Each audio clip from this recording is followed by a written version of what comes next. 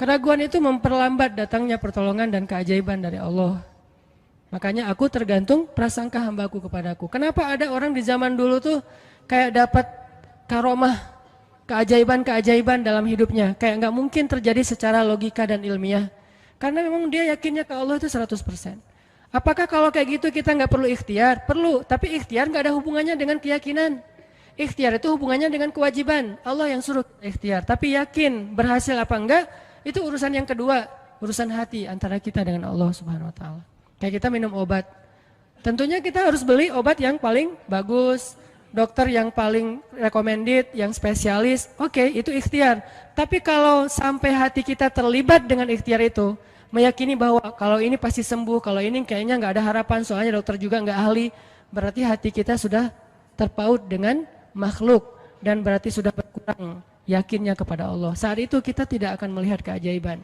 Yang terjadi dalam hidup kita saat itu apa? Hal-hal yang ilmiah. Kenapa kita hanya ngalamin hal-hal yang ilmiah? Karena kita yakinnya kepada hal yang ilmiah.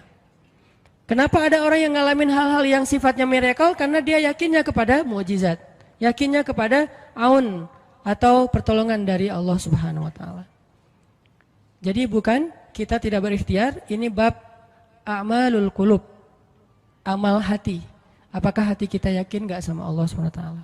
Dan Umar mendengar cerita itu semakin yakin sama Allah. Makanya nanti muncul kasus di zaman Umar tuh luar biasa.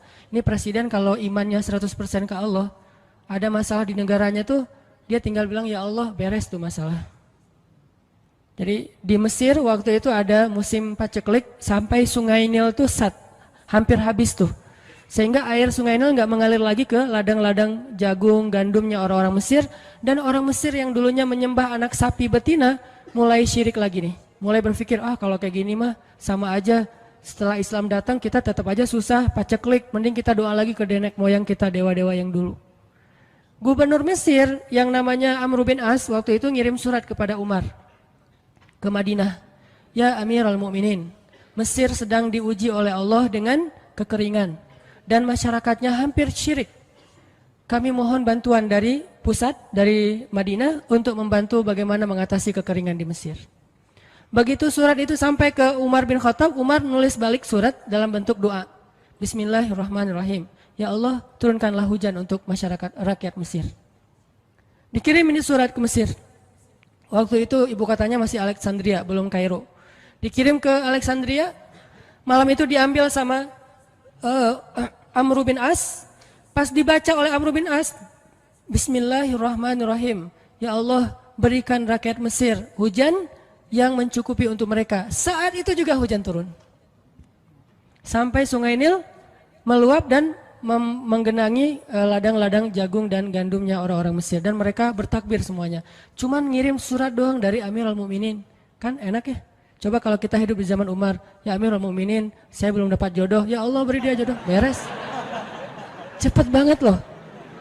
Ya Amirul Mukminin, dia nolak saya. Ya Allah terimalah. Terima. Yang kemarin nolak hari ini, kenapa ya saya jadi serak sama dia? Gara-gara doa Amirul Mukminin. Ini artinya teman-teman, keajaiban dari yakin kepada Allah itu luar biasa dari kisah Bapak tadi itu. Kalau kita berbaik sangka kepada Allah. Kenapa nggak ikhtiar? Mungkin sudah ikhtiar, bikin pengairan segala macam tapi belum berhasil. Yang kurang cuma satu, doa. Doa mungkin udah banyak tapi belum diijabah karena doa-doa mereka tidak seajaib doanya Umar bin Khattab. Belum lagi Umar berdiri di atas mimbar. Ini mungkin terkenal nih, kejadian dalam perang Qadisiyah kalau nggak salah. Umar lagi khutbah Jumat di Madinah. Kaum muslimin lagi berperang di Irak melawan pasukan Persia, perang Qadisiyah namanya. Irak Madinah itu kan kalau naik pesawat sekitar 2,5 jam, 3 jam, jauh tuh. Jakarta Medan lah, jauh. Nah, Umar lagi khutbah di atas mimbar, sholat Jumat, tiba-tiba tema khutbahnya tuh ganti gitu. Lagi ngomong tiba-tiba beralih tema. Wahai kaum muslimin, naiklah ke atas bukit itu, baliklah kalian mundur-mundur gitu. Jadi Umar tiba-tiba kayak ngomongin sesuatu yang gak nyambung. Orang-orang heran, ini Umar kenapa? Oh ya udah biarin, namanya juga Umar gitu kan. Dia punya, mungkin dia ngelihat setan atau apa, setan kan takut sama Umar. Diem. Udah selesai sholat Jumat, pada datang, ya Amirul Mukminin tadi apa yang terjadi? Kenapa Amirul Mukminin ngomong sesuatu yang gak nyambung? Kita juga gak ngerti. Kata Amirul Mukminin, saya ngelihat Allah menampakkan kepada saya pasukan Islam di Qadisiyah yang terdesak hampir habis dibantai sama musuh, tapi saya ditunjukkan ke sebuah bukit yang mungkin mudah-mudahan itu jadi benteng untuk mereka berlindung. Saya suruh mereka naik. Orang kan nggak langsung percaya kan, bener gitu terjadi kayak gitu. Kalau Rasul ngomong, mungkin aku naik ke langit, Isra Mi'raj, oke lah, itu aja masih ada yang mendustakan. Ini Umar yang ngomong, bukan Nabi yang dapat wahyu. Orang nggak langsung percaya. Selang beberapa minggu kemudian pasukan Qadisiyah pulang.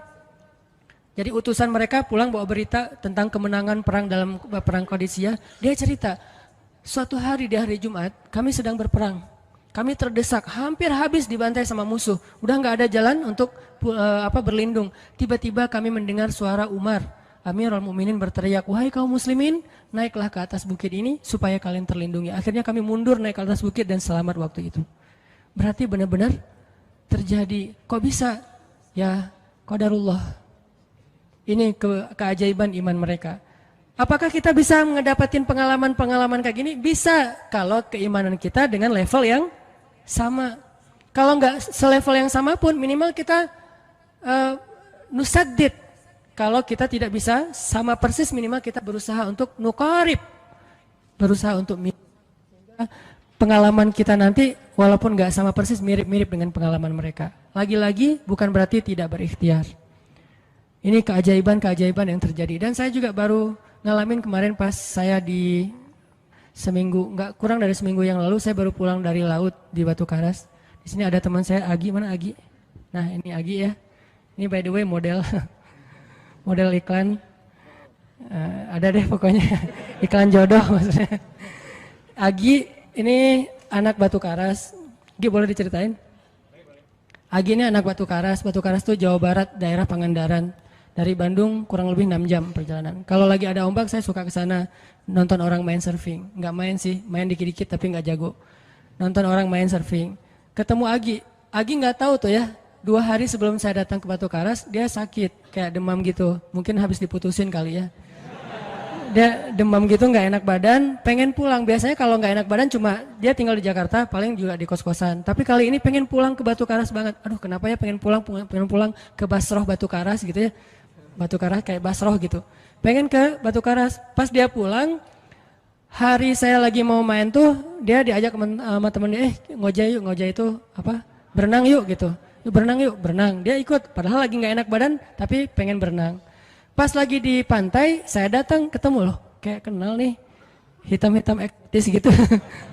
Ternyata ketemu saya, Ustadz Hanan ya, kenalan. Ustadz saya tuh ketemu Ustadz kemarin di Meruya pas kajian minggu bulan yang lalu.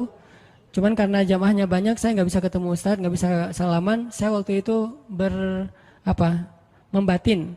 Ya Allah, saya pengen banget ketemu Ustadz Hanan langsung, tapi jangan dalam suasana ta'lim yang ramai, langsung berdua. Mudah-mudahan terkabulkan. Akhirnya Agi banyak istighfar sebulan istighfar, akhirnya terjadilah yang tadi itu. Dia nggak enak badan, saya juga tiba-tiba ujuk-ujuk, kenapa ya saya pengen ke Batu Karas, ternyata di sana ada ombak, kan ada Agi. Ketemu aja di Batu Karas, itu cara Allah menskenariokan. Dan itu terbukti banget loh, istighfar.